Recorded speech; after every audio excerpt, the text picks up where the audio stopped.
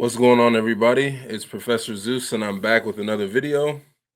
And in today's video, I'd like to discuss AI, the future, what to expect as humans, and how we can better prepare ourselves for the world to come.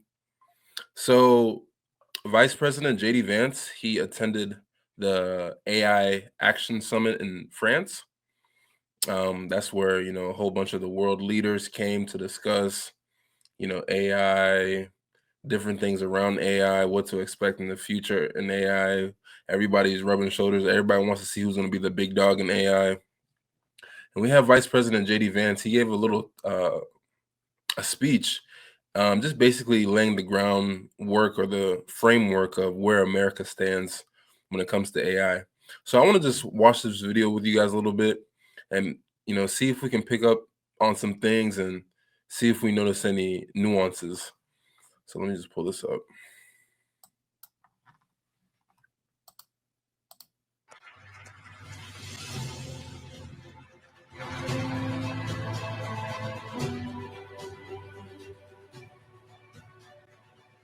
The kind introduction, and I want to start by thanking President Macron for hosting the event and, of course, for the lovely dinner last night. During the dinner, President Macron looked at me and asked if I would like to speak, and I said, Mr. President, I'm here for the good company and free wine, but I have to earn my keep today. And I, of course, want to thank Prime Minister Modi for being here and for co-hosting the summit, for all of you for participating. And I'm not here this morning to talk about AI safety, which was the title of the conference a couple of years ago. I'm here to talk about AI opportunity.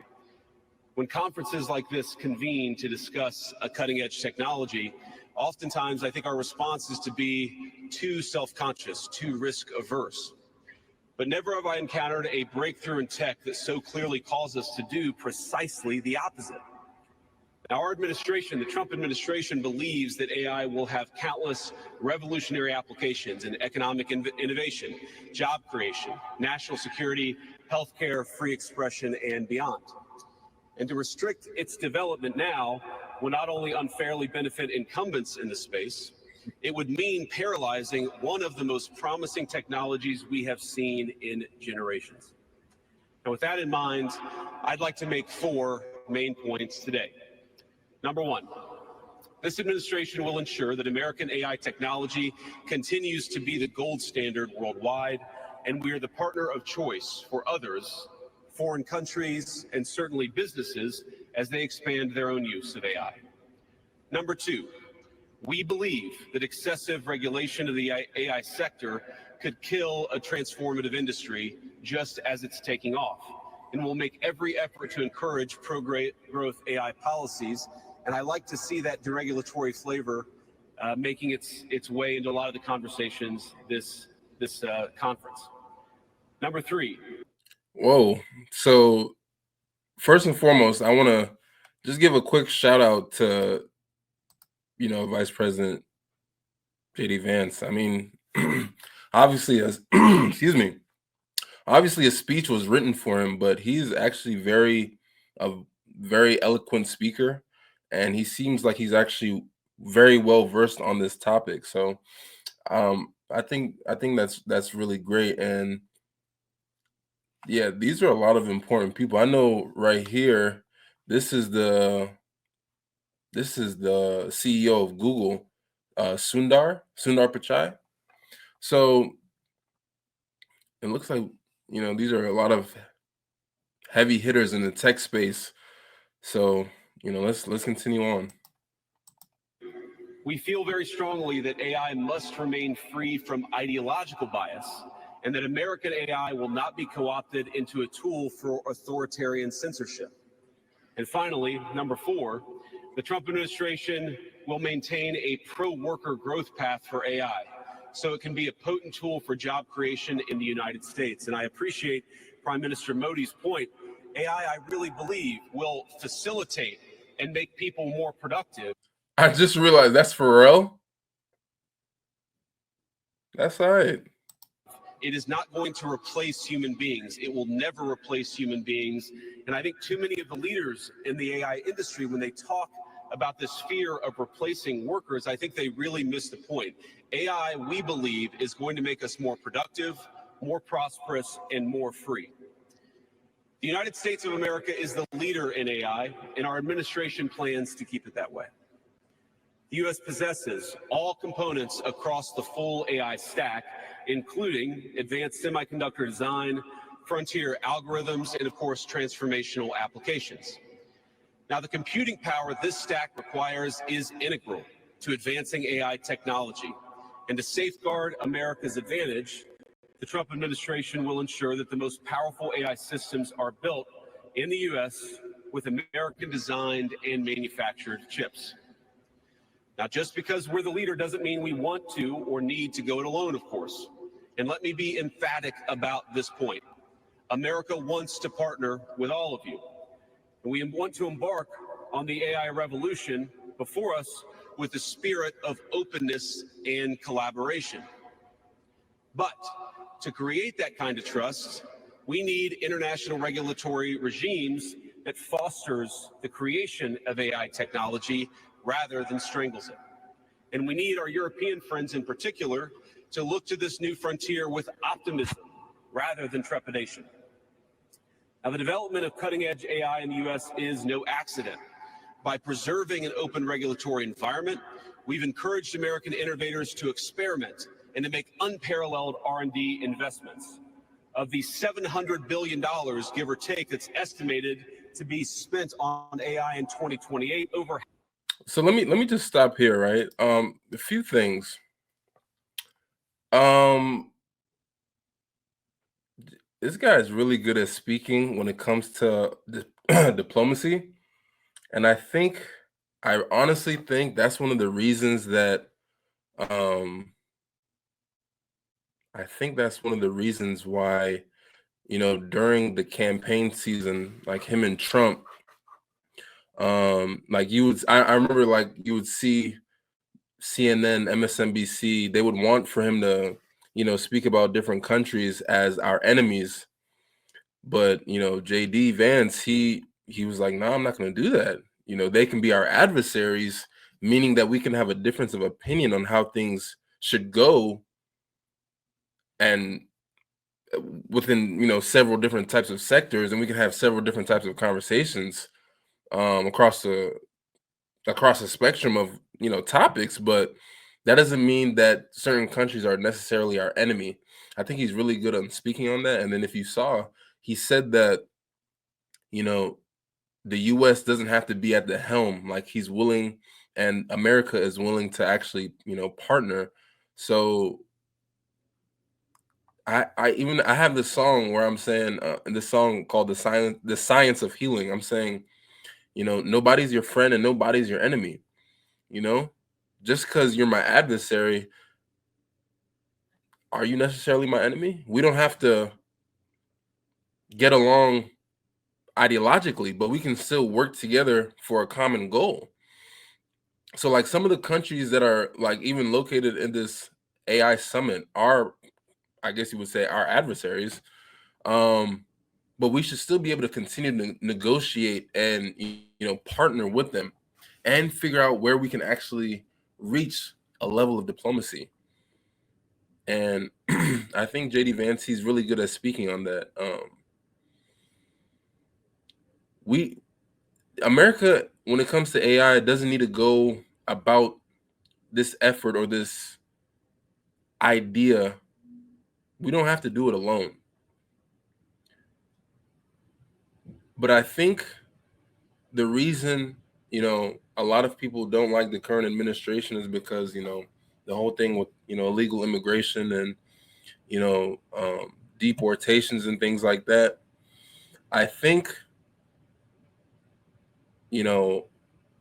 whether you feel any sort of way about the topic, I think what's happening is that we've realized that there's no other country in the world that you can just go to like illegally and, make a name for yourself and different things like that. No other country would allow that. So this administration is really big on, fixing home first. That's why he said, that's why he was saying American chips, all that type of stuff, fixing home first, having significant investments in America and forcing these different companies to do business in America.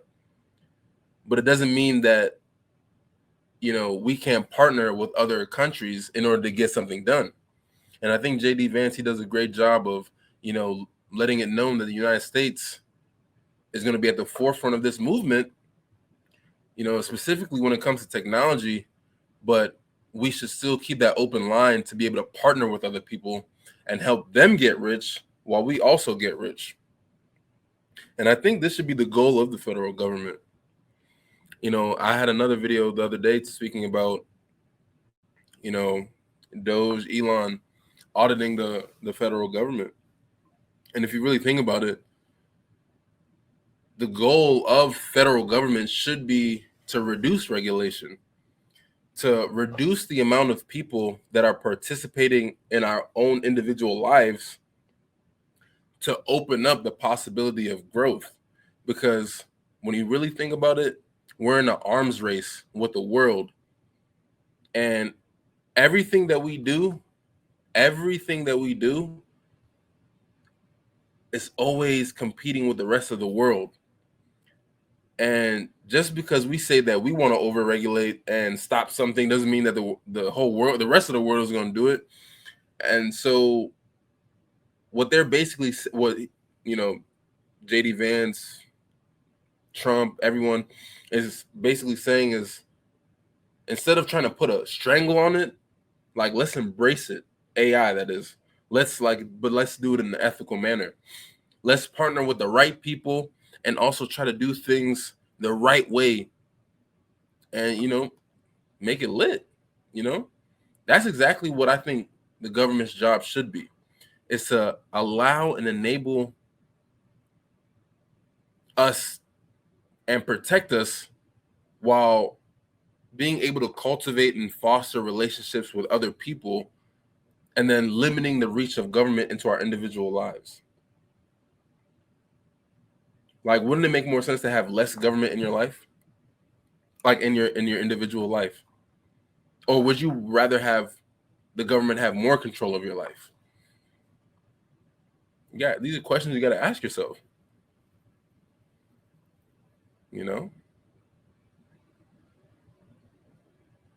So it's like, while Trump is, handling the things in America, you have JD Vance going out different parts of the world and, speaking to the international crowd about what America's plan is. But, I personally think that, JD Vance, he's incredibly intelligent. Everyone has, spoke about his life and, extremely humble beginnings, extreme poverty, then became valedictorian of the Ivy League school. It's not easy. He did it. Much respect to him. You have to give respect when respect is due. But I think the main thing with this video, this discussion about AI, I think we have to, as humans, as American citizens, we have to understand what's really coming and be able to embrace it.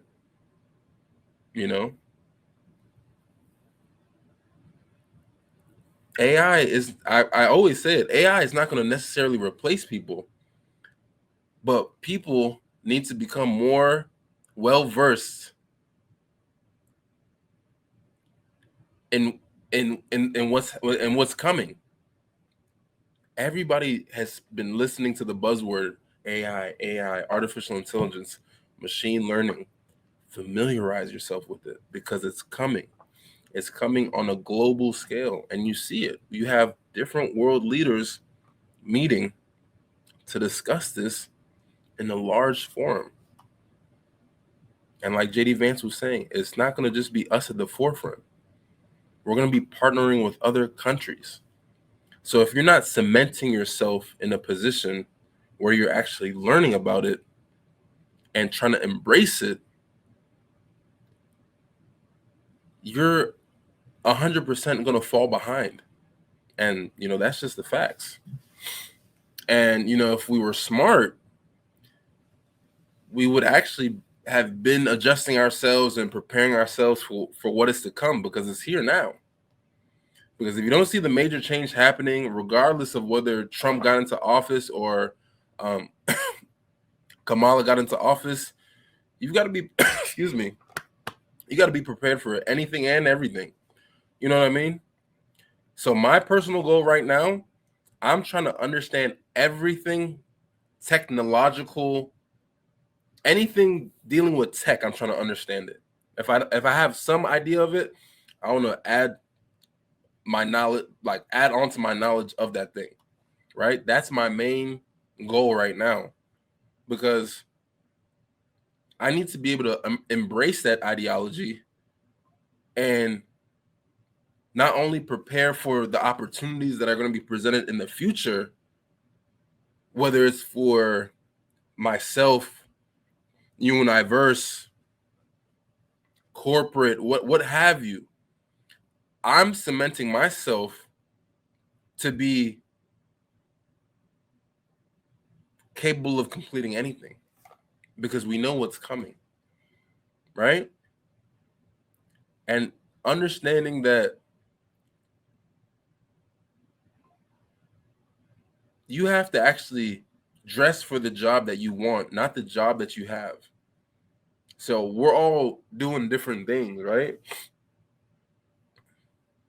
But start acting like you have the job that you're looking for, instead of acting like you have just one job, whatever job that is.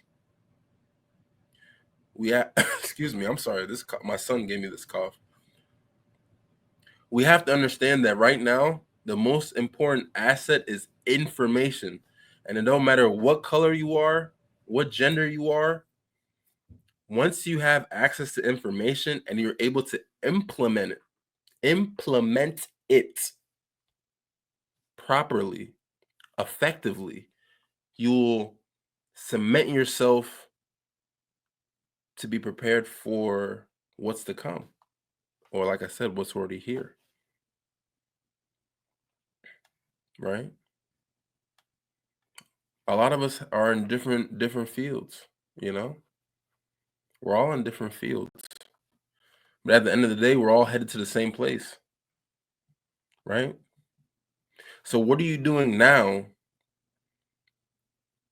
What are you doing now to put yourself at the ahead of the curve?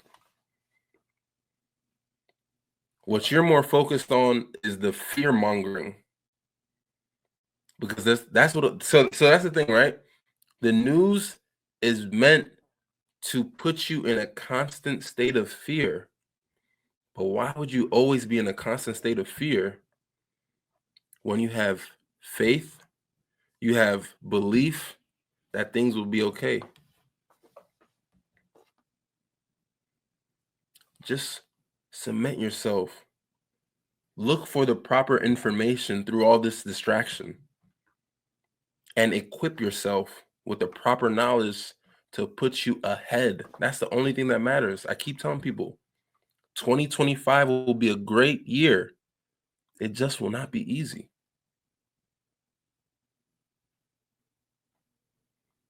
Right? So let me know what you guys think in the comments, whether it's about AI, the future, the shift in our mentality when it comes to things to come, what we need to do, because life is here. The future is here.